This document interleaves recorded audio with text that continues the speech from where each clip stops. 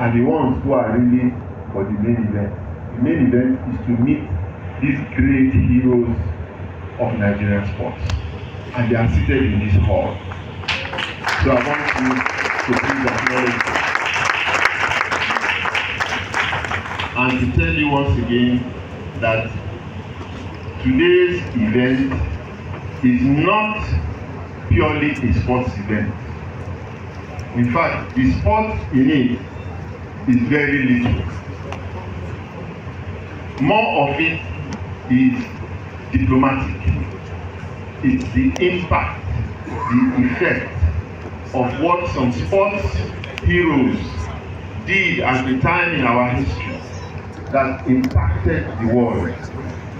And so we are recognizing them, honoring them, and rewarding them. That's what the whole essence of this is. These people did what they did 47 years ago. And when they came back from the Olympics, I don't want to go through the story, everybody just went on their different ways. And nobody called them to even recall the hardship that it takes to prepare for an Olympics. All the years of hard work and sacrifice and daily grinding and waking up at 5 and disciplining yourself, not chasing women, not drinking alcohol, not going out at night, and you did that every day of your life, and the only times that people see you is when you go on the track or when you go on the field to kick that ball. They don't know what it takes to prepare you to get on that field or on the tracks. And you give up all of that after 4 years for you are at the gate of success. If you just cross that gate, your life will change forever. And then they turn you back. And you go back to your country and nothing happens. Until yesterday, some out of the number of people affected did not recover. They couldn't get over it. Until yesterday, when we all sat down and we spoke individually about our experiences and our feelings about 1976 and 1980 collectively. And it became a time for us, as we told the stories, to go through the pain again and to forget it, because at last something has come. And that thing is what you are here for today. This is a historic day. You may not know it now, but I assure you from my little experiences in life that the effect of what we are doing today will be felt for a long time to come. And it starts with what you are going to see. Okay, I hear that they have some of their representatives. So let me move on to the sports community. In no particular order, I'd like to recognize, ladies and gentlemen, a former Commonwealth World Record holder and Olympic gold medalist, Unveil.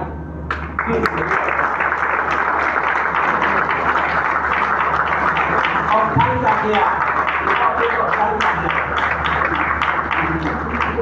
Can you read that? A world record holder. Unveil. It's an honor and a privilege to have you in the Nigerian Institute of International Affairs. I hold one record, world record. I will tell you about it shortly. Very shortly. We have here another record holder from the United States of America. He doesn't need any introduction, but it's my job to do it anyway. He is also a world record holder. He's the holder of an Olympic gold medal and a bronze medal. Ladies and gentlemen, please welcome Ron Friedman.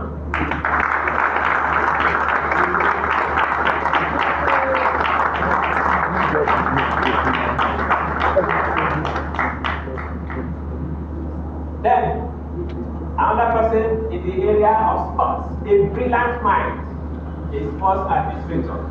He's a former scholar, and a sports consultant. Usually, wherever you visit, he bears a very powerful message for Africa and African sports. Distinguished ladies and gentlemen, he is simply referred to here as IG, but his full name is Idoronye Oye. Please be recognized.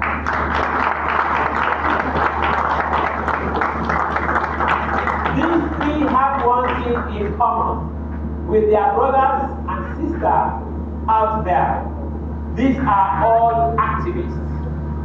These are people who have given voice to what Nigeria and Africans should represent on the international scene. Again, I will leave that to the Director General to speak about. I have left somebody out of that list deliberately. We call him the chairman. In fact, if my memory serves me right, he is the longest serving chairman of our national football team. Distinguished ladies and gentlemen, please, with one accord, let us welcome Chairman Christian Chukwu.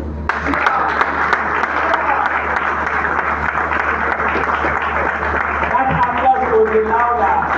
That applause will be louder. Achieving the world record holder. If we were in the southern parts of Africa, we would celebrate today with this mobilization crowd. Sister Lindy, you will join me. Amanda. Amanda. Amanda. That's a welcome to this occasion. Today, we, as the NIIA, are very distinguished and pleased to have inside one assembly Professor Bolaji Akinyemi, the man who taught the world how to bring the concept of medium powers together. The man who was going to produce the African bomb. And the one who held foreign policy the way Kissinger held foreign policy in the United States of America. Under one roof, we also have Aden Oyem, this man who is redrawing the contours of non-state actors in our country. We have inside this same assembly Chairman Christian Chukwu. We have Professor Bruce Ijirigo, the sportsman who is a professor of geology. We have inside here Dr. Ndanusa, the man who played tennis and represented this country, who became the Minister of Sports and is today representing the HNUP. We have here our dear Royal Highness, the Relu herself. We have here the Yaude, the great legendary of Prince. We have here from across our continent, Ron Freeman, the man who shook the world in 1968, and the history books changed forever. We have here the man who was a soldier in Tanzania, who first bombed the Tatan tribes in 1973 at the All-African Games here in Lagos in Nigeria, and went ahead to beat the world at both the Commonwealth Games and the Olympics, the great Philbert Bayi. We have in the latter hall on the other side, you won't see them, Obisi Anwapa, who was one of the youngest members of the contingent in 1976 at the Montreal Olympic Games. We have on that side, Godwin Obasogie. We have there Gloria Ayolada, as she was then called, but now Gloria Obajimi, the one who prefers to run without the spiked shoes and beats the wall. Under one roof, we have the honorary consul of Trinidad and Tobago to Nigeria, Colonel Bond, and his wife, who speaks better French than I have ever seen or heard. The NIIA greets you all. You're all welcome to this great occasion. Why are we gathered here? 26. Young men and women who were world beaters at that time, having trained for so long, some from secondary school days, some from the United States, and so on. Trained for so long and were waiting to beat the world all round. In athletics, in boxing, in swimming, and in football, amongst many others. They were gathered on the eve of the declaration of the Olympics open. And suddenly, they were summoned to a meeting and given 1 hour within which to pack their things from the Games Village and get on the flight back to Nigeria. Why? Because the power of sports had been recognized and put on full display. It was time to let the world know that the things that bullets couldn't win, the hearts and minds were there to win. If South Africa was not going to transform because of the sanctions and all of those things, and New Zealand had decided to lead a team to engage South African sports, it was time to boycott the games. And the whole of Africa boycotted the Montreal Olympics in 1976. Were very disappointed. They were angry. Some of them never went back again to sports. That's 47 years ago. They still hurt. And they are saying they were deprived and denied the opportunity for the world to recognize that Nigeria would have produced the first gold medal from the Montreal Olympics. When we say the labors of our heroes past shall never be in vain, we also are saying the sacrifices of our heroes past shall never be in vain. These people all sacrifice. When we speak to them, they say, we didn't know what we were doing, but they were doing sacrifice for motherland and for Africa. And I want to assure them that the healing has started. In 1996, I beg your pardon, was when Nigeria went to the Atlanta Olympics, World Cup. Is that it? Not Olympics, but the World Cup 1994. US 1994. In 1994, I became a hero in South Africa because I was one of the first people from the rest of the continent, beyond the Limpopo, to live in South Africa at the University of Cape Town.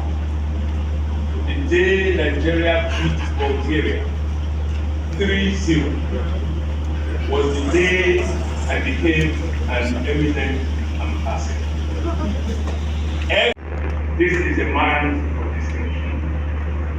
Then in 1980, we had another group of very young people. Yesterday, as we sat with them, at least 4 of them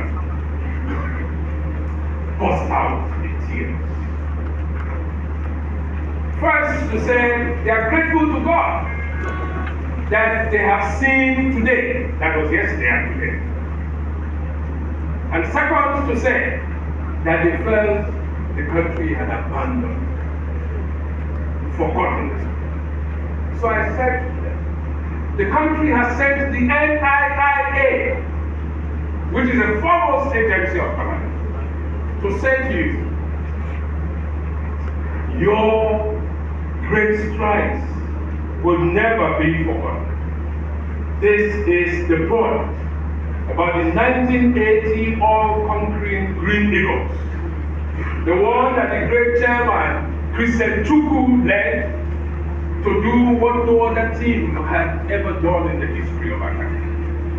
But this one thing, in 1980, we're 10 years from the end of our Civil War, and sports had become such a great instrument of national cohesion. And many of you will not know that while the Civil War lasted, our authorities then in Lagos, the federal government, decided to invite the great Pele. Pele should come to Nigeria as an ambassador of peace. And so he came. On the day Pele was to play that match, those who were fighting on the fields, on what was then called the federal side and what was then the Biafran side, had an agreement. Let us enjoy peace while Pele is here. There was a ceasefire for the entire period Pele was here. That's the power of sport. So I'm delighted. And it's for one reason. In 1976, I was GG of this institute. Therefore, I had a hand in promoting the boycott.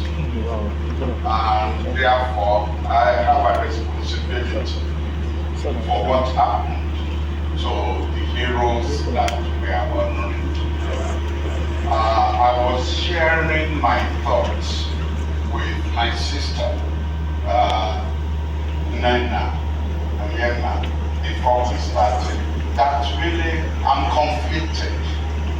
Because on one hand, I feel I'm one of those who inflicted the pain on them. And I feel a sense of guilt that when they came back, we didn't provide a reception for them. We didn't occur to us. But that gap is being filled today by the joint forces of Air Peace and NIIA.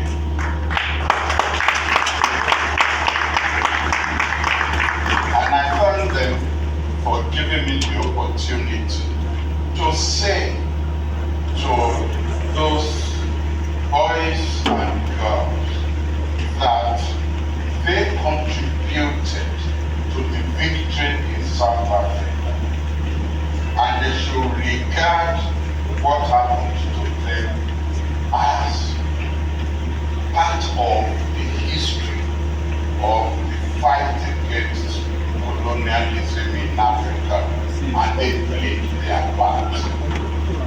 I was mentioning to both the DG and the chairman of the Peace that their job is not complete. Because in 1986, then I was a minister at that time, we again boycotted the Commonwealth Games and led at least 32 nations to boycott those games.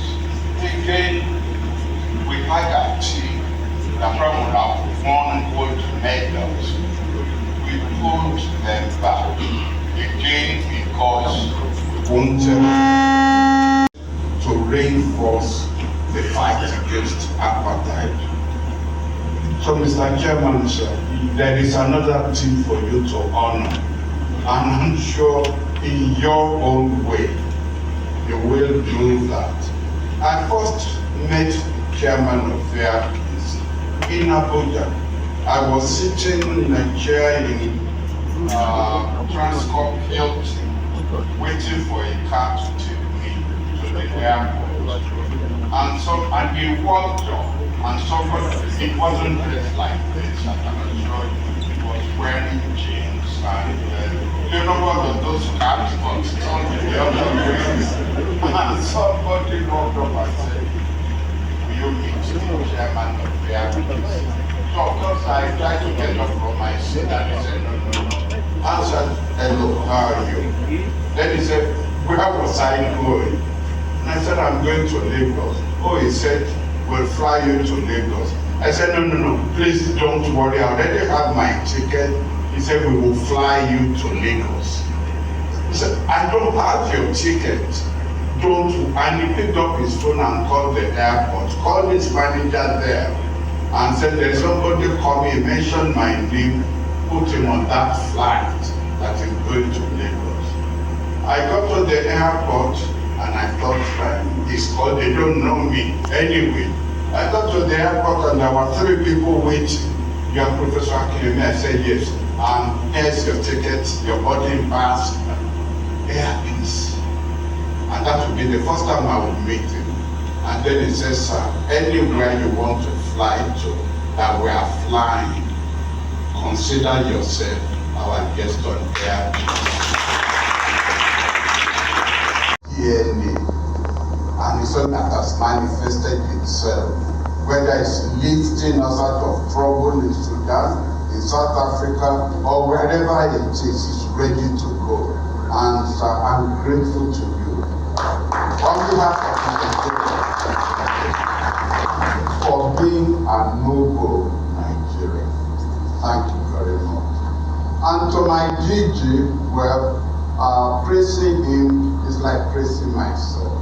I was having a discussion with his wife earlier on, and I said you will always be introduced as the wife of the GG of NIIA, because NIIA is an institution that attracts the best in the field.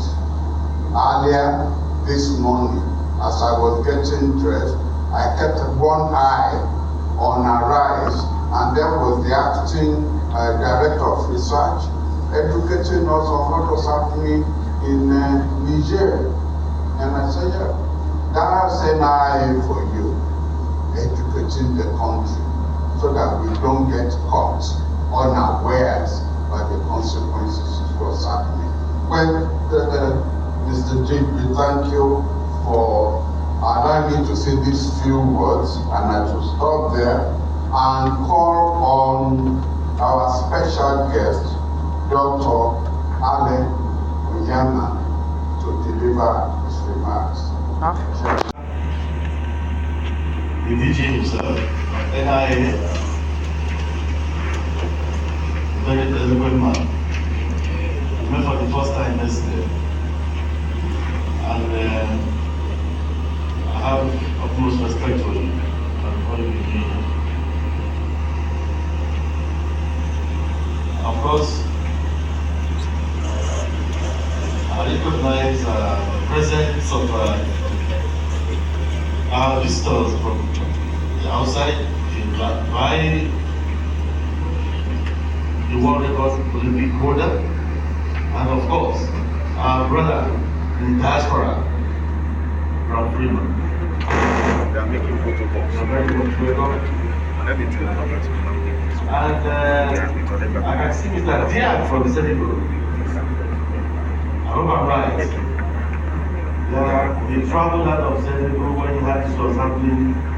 He routed his flight just to be there.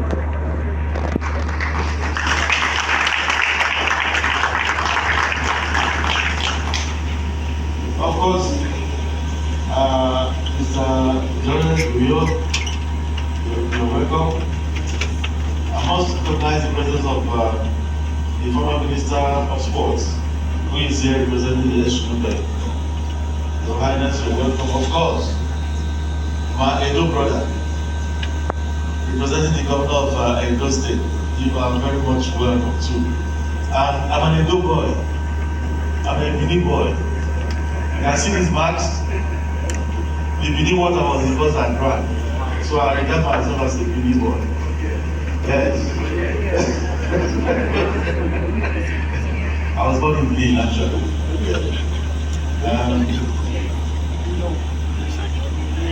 Of course, growing up, reading our values, the socialites, this is our reputation.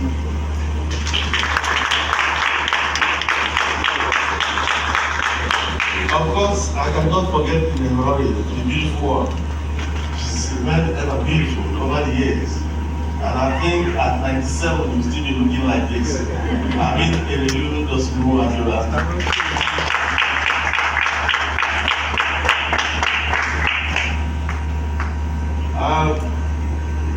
Not forgetting the erudite Dr. Robert Abati. The man who is changing the way we think, bringing about social change in Nigeria, using the power of the media. Robert, you're welcome.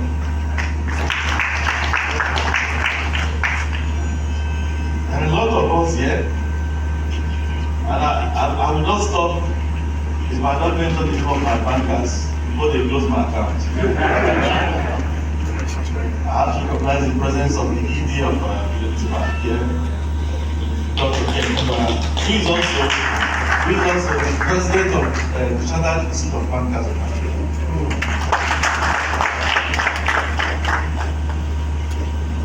Chairman Christian Chubu, like I told you yesterday, it was a privilege being your meeting. And people should remember that there's another hall out there filled of people. When you get out there, you see those ones who are going to celebrate the evening. They're out there. Christian Chubu happens to be in both the 1976 Olympics team and captain the 1980 team that won the first African Cup of Nations for Nigeria, that then called the Green Eagles, before the name changed to Super Eagles later in the 80s. I've been meeting these heroes that have done Nigeria, that have brought Nigeria so much honors in the past. It actually started I think 2 years ago. Each time around the two Shegodebani, I would say, I would like to celebrate you guys. He said, what? I see the 1980 Green Eagles that won the African Cup of Nations for the first time for our country. So I would like to celebrate you. It seems everybody has forgotten what you have done for the nation. I was not even looking at sports, in itself per se. I was looking at the unity they brought to the country. I was looking at the things because Nietzsche talked about it too. Sports has become a very powerful tool for social cohesion and nation building and unity. So I was thinking of something to do to use it to contribute to the act of nation building, to use it to bring the youth of today to understand that there are people who in the past sacrificed for the country. So I told Shegodebani that I would like to honor the team of 1980. He was very happy. Very, very happy. I give him the credit for all that is happening today, actually.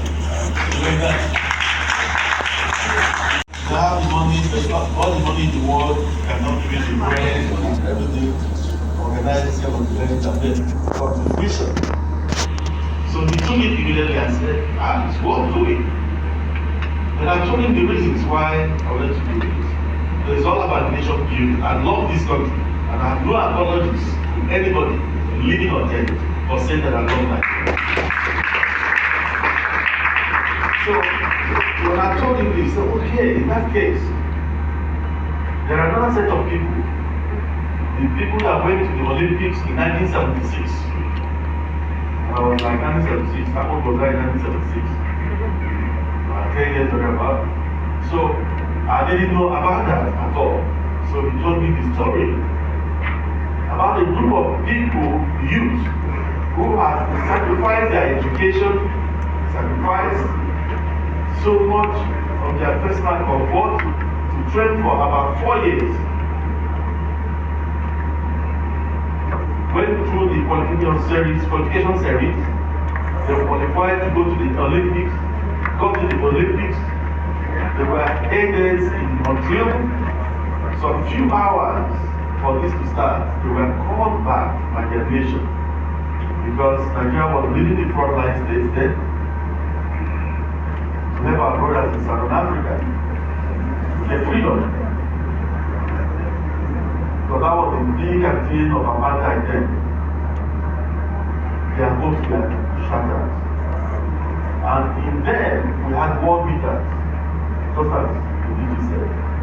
Remember, the winning group that was representing Africa this war game, then beat the Canadian team during the friendly match in Canada, 3-0. That same New Zealand Canadian team went up to semi-finals in the Olympics. On their way to Canada, they beat so many countries in Europe, warm-up matches. 5-0, 3-0, 2-0. So everybody was expecting the Nigerian winning to win the gold medal in football. Of course, you have Charles in New Zealand, who was beating the world and in triple jump, long jump. So everybody was expecting him to, clinch the gold.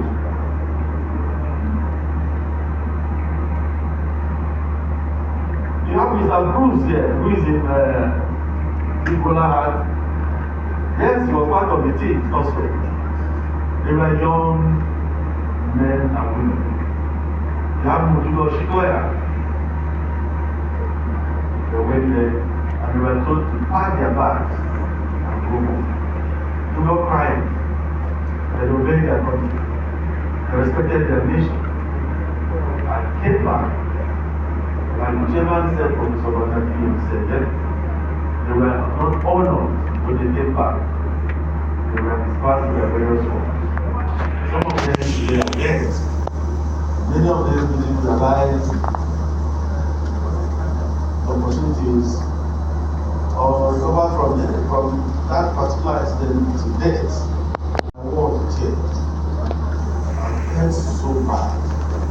I said, in that case, and he told me, he said, Alec, are you sure you're going to do this?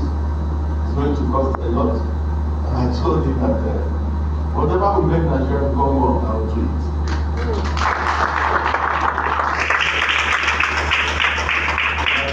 We cannot do it on graves to our wallets, but I can smile in my grave if I remember any legacy.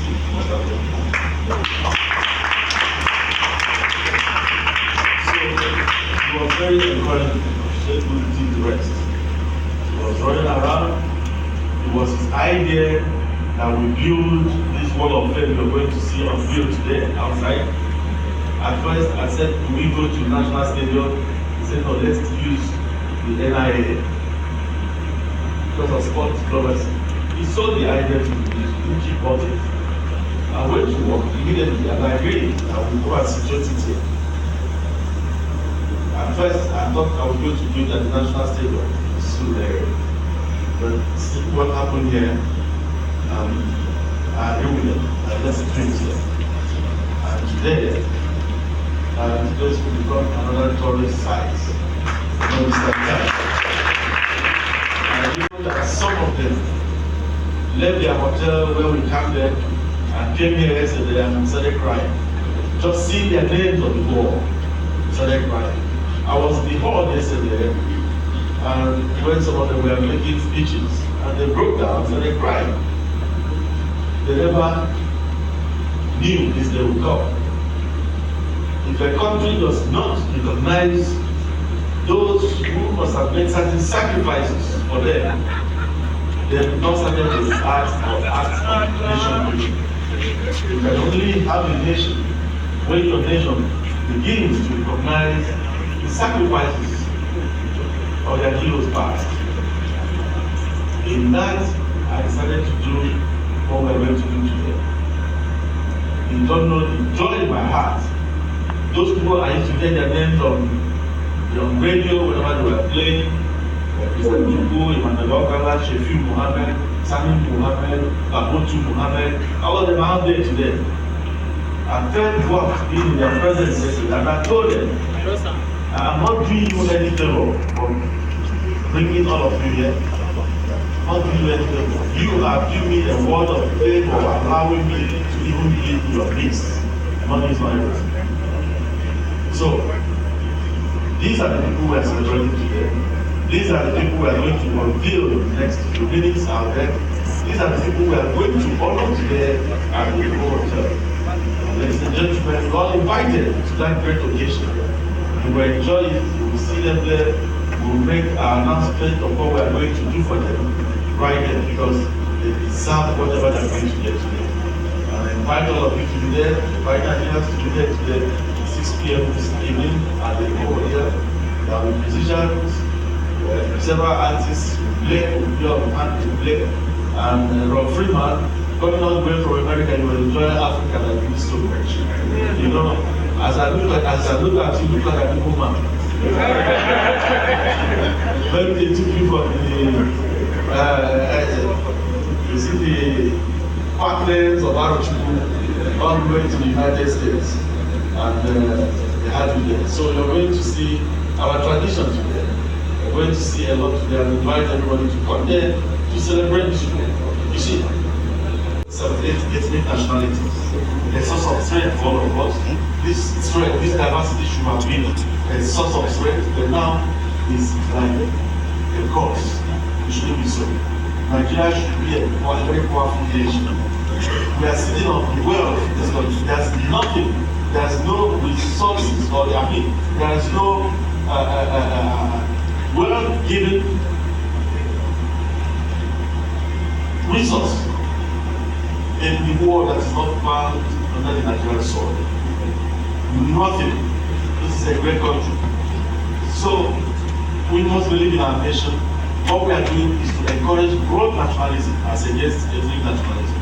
Because in these teams, you find the entire Nigeria. I've just named people from the north for you, Abotu Mohammed, Shefiu Mohammed, Sani Mohammed, or all members of the team.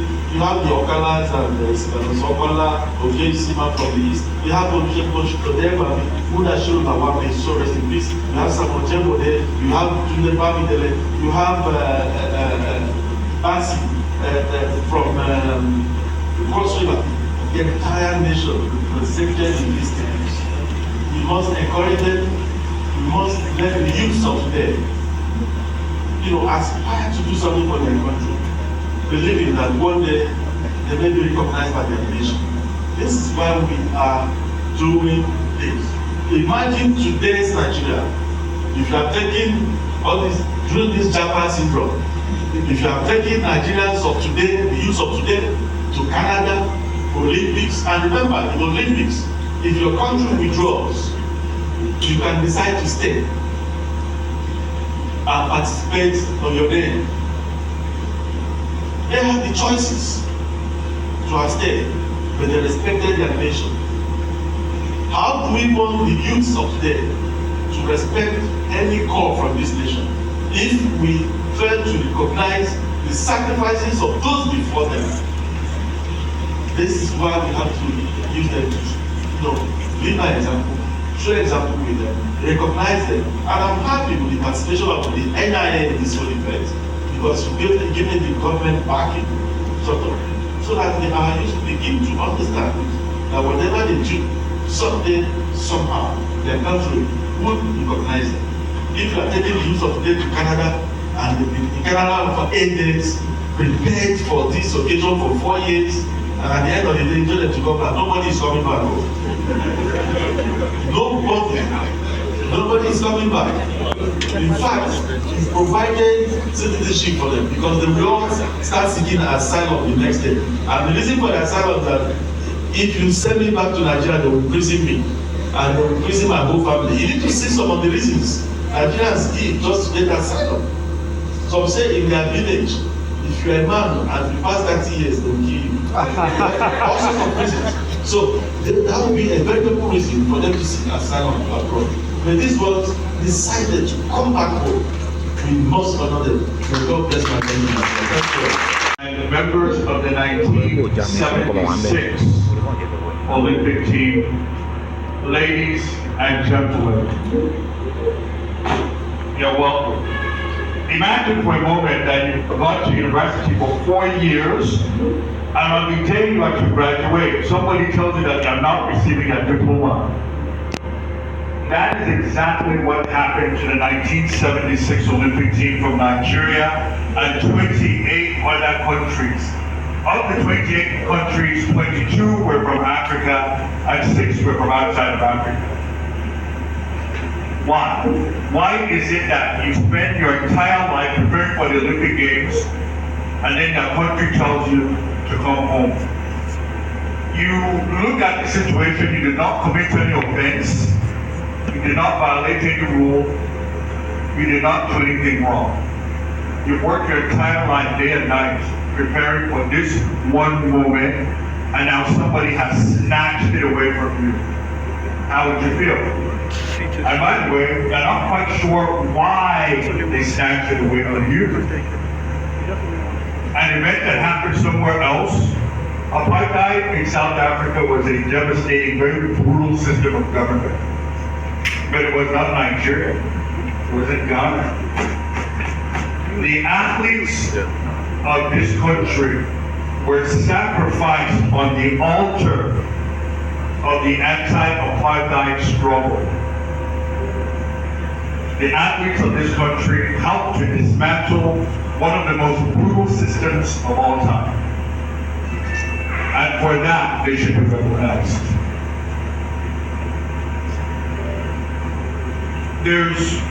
I told I don't have too much time, so I'll just make it very quick, very, very fast.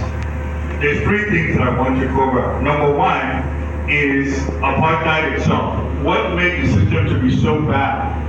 Number 2, the 1980 Super Green Eagles unified the nation at a time that our Second Republic was only 6 months old. And then 3, is it possible to bring the FIFA World Cup to West Africa? Is it possible to bring the FIFA World Cup to West Africa?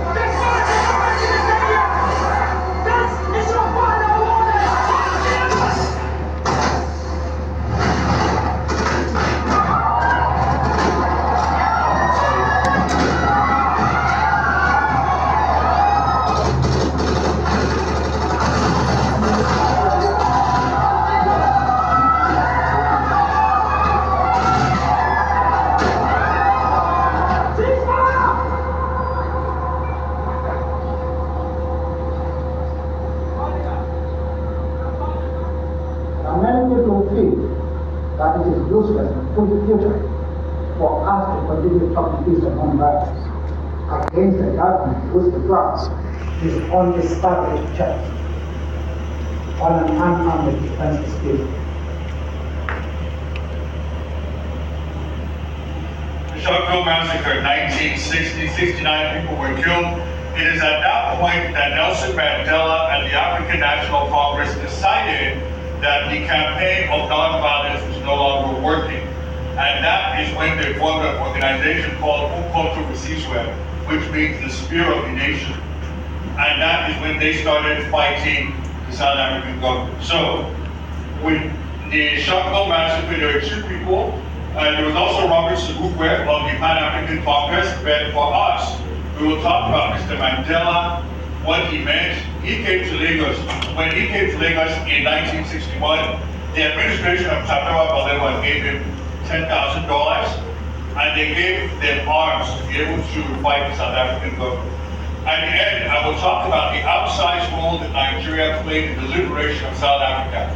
Between 1960 and 1992, Nigeria provided $61 billion to South Africa in aid to fight the apartheid regime.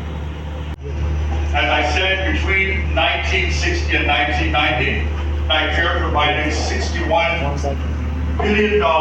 In fact, in the 1970s, Nigeria refused to sell its oil to South Africa, and that cost Nigeria 42 billion in revenue, but on principle, we never sold oil to South Africa during apartheid. Nigeria was a frontline state. Federal civil servants were required to pay 2% of their taxes, called the Mandela tax, 2% of their salary going to the cause of apartheid in South Africa. General Murtala Mohammed personally sponsored 6,000 South African students to university. Personally.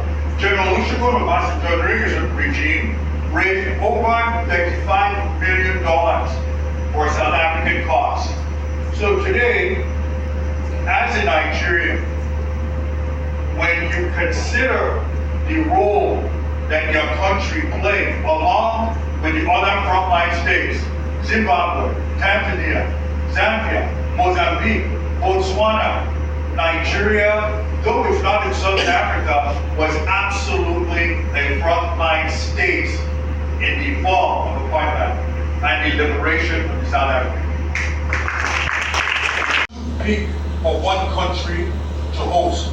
At the 2026 World Cup, it will be hosted by the US, Canada, and Mexico, 3 countries across 16 different host sites. Might we be able to create a situation in 2034 where the World Cup comes to West Africa? But why would you want a World Cup in West Africa? The reason is because of the regional connectivity, skills acquisition. Imagine being able to drive from Yaoundé all the way to Dakar and take a ferry to Cape Verde. These are all ECOWAS countries. You do not need a passport to get in, right? So the infrastructure benefits of being able to connect the region because of the World Cup. And also, by the way, I might add that countries that host the World Cup have a problem after the tournament because they build these big stadiums and then after the tournament, there's nobody to use the stadium and stadiums cost money to maintain. But if you do a regional World Cup, every country has at least one functional stadium that can be used even after the World Cup. So how would that work?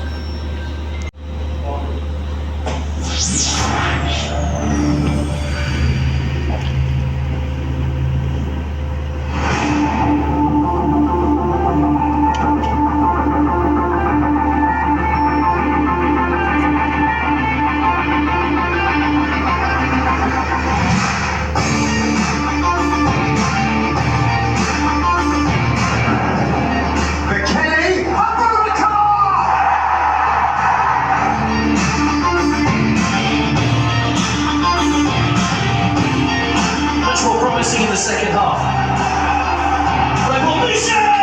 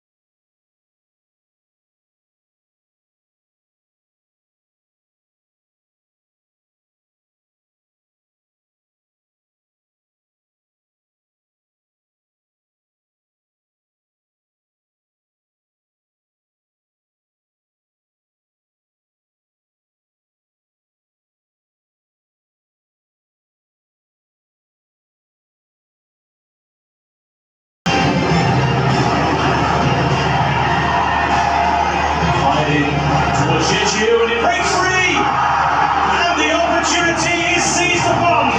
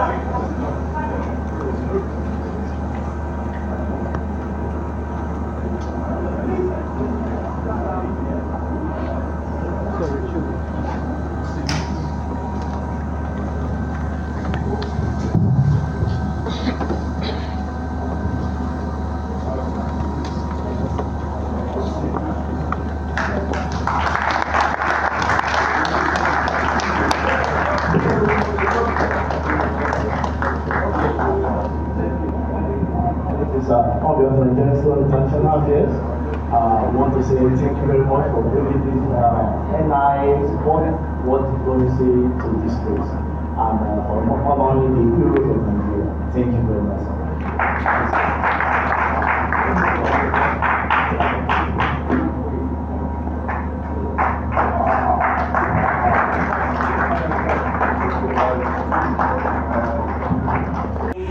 To go out first, and then in an orderly manner, we can set our sight around the place the ushers will designate for the official unveiling. Thereafter, there will be group photographs that will be taken in the order that will be announced. Thank you very much for your time, and we wish you safe journey to your respective destinations. May I respectfully ask that we all be upstanding for the national anthem of the Federal Republic of Nigeria.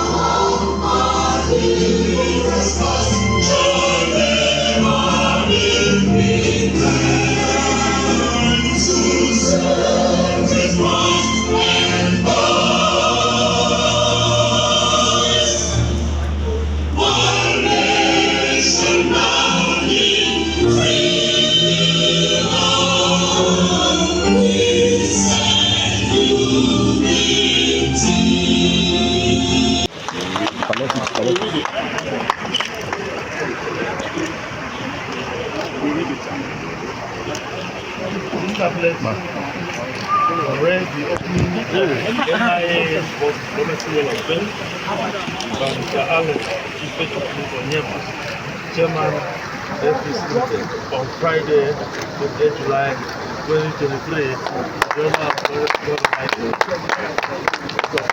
Proceed. You read the names on the wall. Yes, please.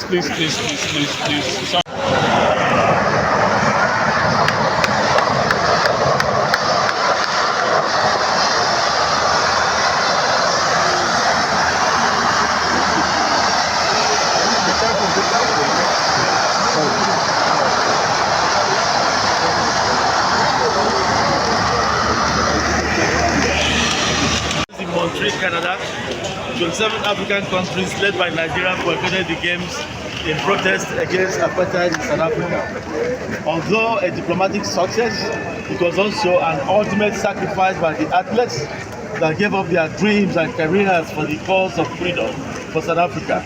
Most of them never went to another Olympics. These are the names of the Nigerian heroes.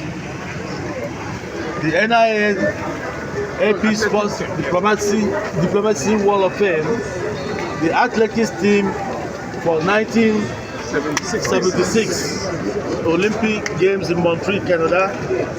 The members were Kolawole Abdullahi, Brooks Bazulu, Moses Adebayo Adebanji, Edward Ofili, Mike Olomu, Jus Abigide, John Okoro, Charlton Ehusialen, Moses Akorowo, Godwin Obasogie, Greywood Oruwari, Modupe Oshikoya, Gloria Anyonlaja, Bruce T. Ijirigo, Dele Udo, Felix Imadi, Benjamin Ramadiale, Rotimi Peters, Dennis Otono, Taiwo Ogunjobi.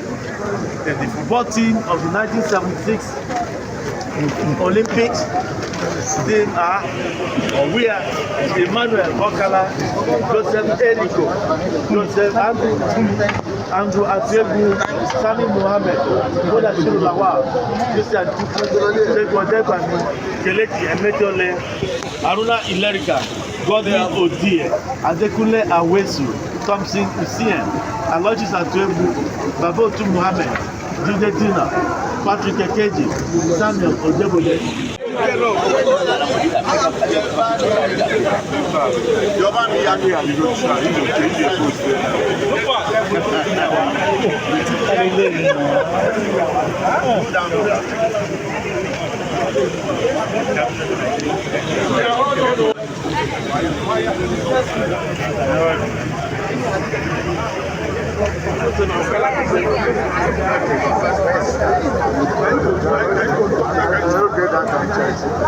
Make I go carry all my things. Make I see if I can carry the from there.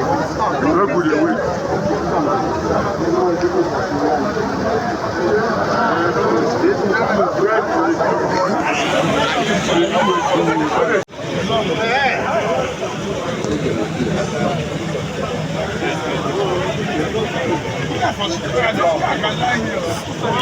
Everybody look forward. Say cheese. Say cheese. Overflow.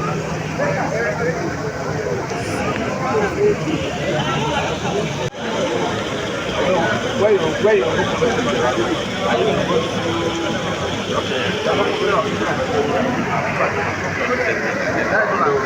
I'll follow that bridge and then go down.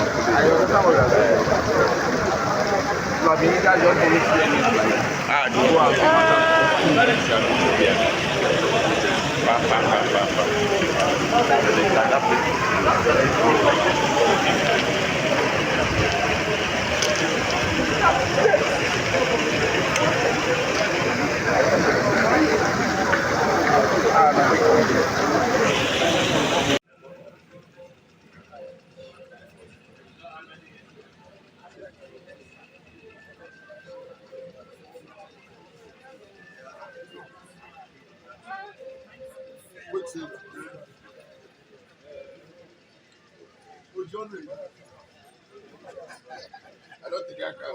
50 years.